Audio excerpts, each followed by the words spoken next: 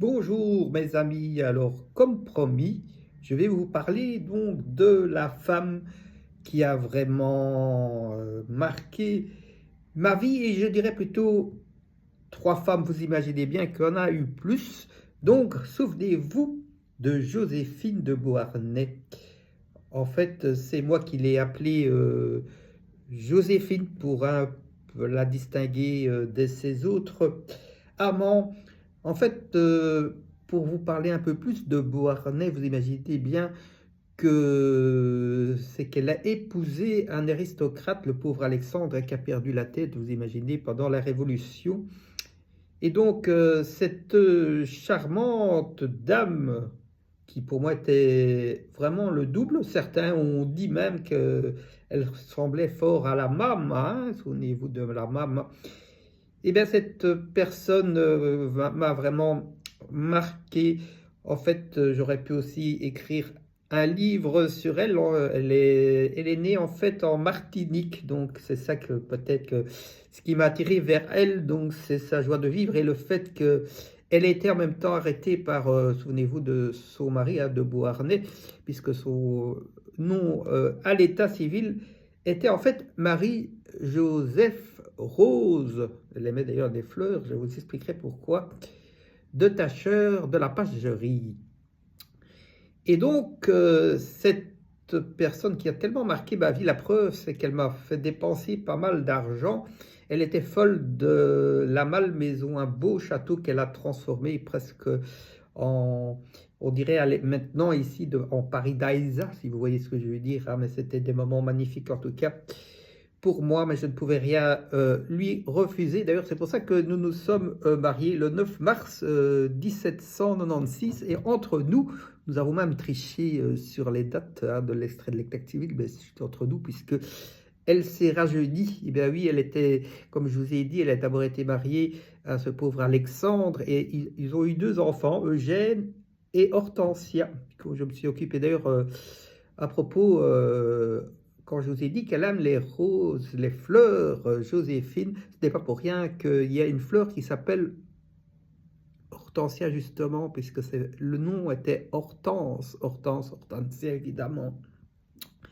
Et donc, elle aimait bien sûr la nature, hein, puisqu'elle est dans l'île, mais elle a vécu des moments difficiles, puisqu'elle avait été arrêtée, vous imaginez bien, à la Révolution, hein, comme aristocrate, puisqu'elle était l'épouse de ce pauvre Alexandre. Elle a quand même pu échapper, et comme je vous ai dit, elle m'a tellement marqué que je l'ai pris pour femme, et comme je vous ai dit, hein, je me suis vieilli pour elle. Vous voyez, qu'est-ce qu'on ne ferait pas pour l'amour? Et elle, on s'est rajeuni.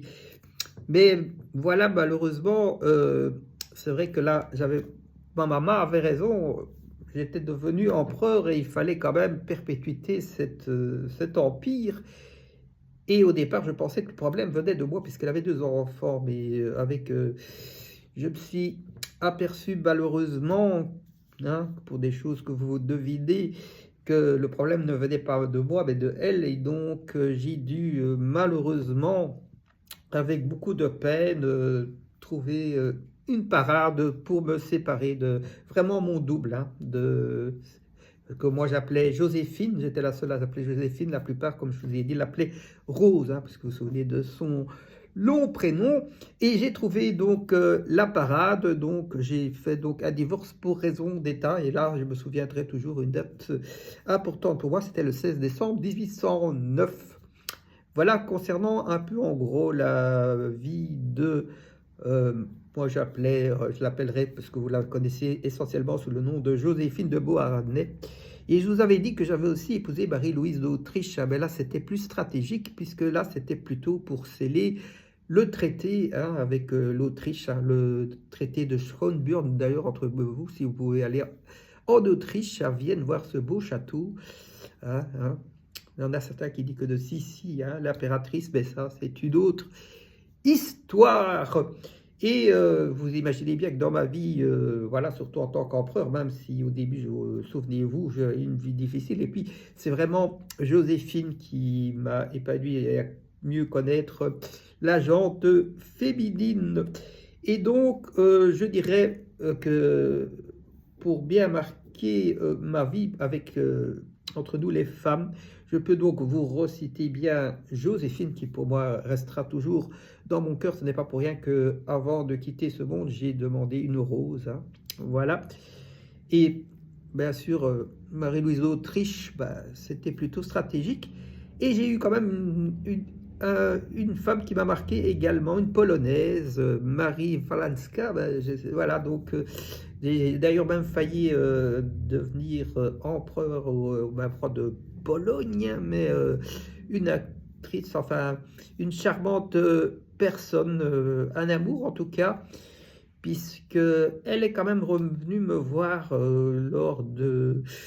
lorsque, bien sûr, comme vous le savez, hein, après Waterloo, j'ai dû par force accepter d'être, on va dire, pour être plus juste, je préfère ce nom, rapatrié dans une île, un soi-disant un empire, mais vous connaissez mieux peut-être cette histoire, mais cette Polonaise m'a quand même venu me rendre visite, une vraiment belle personne. Voilà, je pense que, voilà, donc, j'espère vous avoir un peu mieux ouvert le jour sur les femmes qui ont marqué ma vie, essentiellement les trois. Donc, c'était bien pour moi toujours vraiment en ordre chronologique, je dirais vraiment Joséphine de Beauharnais, Maria Walaski, la polonaise, et une qui a marqué plutôt pour une raison stratégique, comme je vous l'ai dit, c'était Marie-Louise d'Autriche.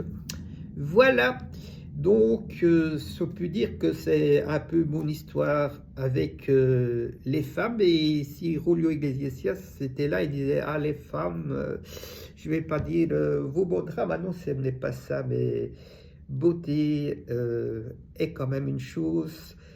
Et les femmes ont du pouvoir, hein, parce que je peux vous dire qu'est-ce qu'elles m'en ont fait voir, hein, là, ce que pour moi était Joséphine, hein. Je vous avais parlé de le château qui m'a coûté vraiment très cher, elle le voulait, hein, de château de Malmaison, mais avec des bijoux et tout, mais comme je vous ai dit, hein, quand on aime, on ne compte pas. Voilà, c'est sur cette belle conclusion que je vous laisse, et peut-être que nous allons nous retrouver une prochaine fois pour encore des histoires vraies me concernant. Allez, je vous salue les amis!